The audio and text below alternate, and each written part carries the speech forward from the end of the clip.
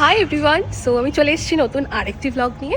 আর হচ্ছে আজকে এই ব্লগটা বানানোর একটা কারণ, সেটা হচ্ছে আমি আজকে আমার যে এখানে একটা গ্রুপ আছে যেখানে যাদের সাথে আমি আড্ডা ফাড্ডা মারি, ঘুরতে যাই, মিট আপ হয়, মজা হয়, তো তাদেরকে আমি একটা স্ন্যাক্স বানিয়ে খাওয়াবো। একা থাকি আমি যেহেতু, সেহেতু পুরো একদম সব কিছু করে নেমন্তন্ন করে খাওয়ানোটা আমাকে, সবাইকে মানে নেমন্তন্ন করে খাওয়ানোটা একটু আমার জন্য চাপের। তো আমি ভাবলাম যে আমি জাস্ট একটা স্ন্যাক্স করে ওদেরকে খাওয়াবো, কারণ আমার ছোটোবেলা থেকেই রান্না করতে আর খাওয়াতে খুব ভালো লাগে। মানে মানে কী বলবো, just like a therapy for me. হ্যাঁ, মানে আমার খুব ভালো লাগে রান্না করবো, তারপরে খাওয়াবো, এগুলো আমার খুব পছন্দ হয়। তো ওই স্ন্যাক্স বানাবো আর সেটা তোমাদের সাথে দেখাবো, আর ওদের কেমন লাগলো সেটাও কিন্তু তোমাদেরকে এই ভিডিওর মাধ্যমে জানাবো। কাহা যা রে ও তুম?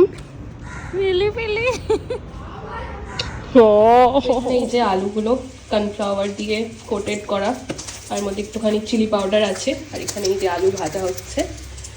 এটা আরও পেঁয়াজ কাটা আছে, তারপর ক্যাপসিকাম, এগুলো আপাতত। আর এখানে তো অলমোস্ট রেডি হয়ে গেছে স্ন্যাক্সটা, আর জাস্ট কিছুক্ষণ লাগবে, তারপরেই ব্যাস আমি প্যাক করে নিয়ে যাব। তো এই যে এটা বানিয়েছি, হানি চিলি পটেটো, আর হচ্ছে এবার যাচ্ছি আমি আর ওদেরকে টেস্ট করাবো, আর টেস্ট করিয়ে জিজ্ঞেস করবো কেমন হয়েছে। ব্যাস, দ্যাটস ইট। ওটা দিয়ে প্রিক হবে না, আচ্ছা, প্রীতম দা ওখানে শেফ, সো প্রীতম দা প্রথমে রিভিউ দেবে। বলো।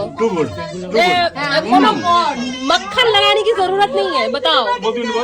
সত্যি সত্যি বলো। এটা কোনো কথা হলো না, খেয়ে বলতে হবে।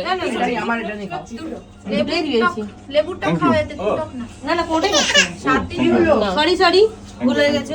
কেমন লেগেছে? খুব সুন্দর। স্বর্ণশ্রী বলো। দিদি তোমারটা সুগার হবে না?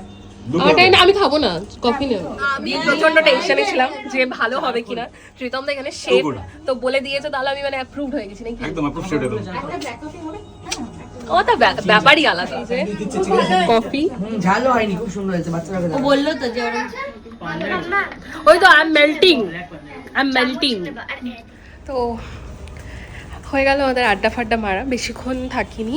আর অনেক কিছু কিনেছি, বাজার ফাজার, আর ডিম, সবজি, অনেক কিছু কিনেছি।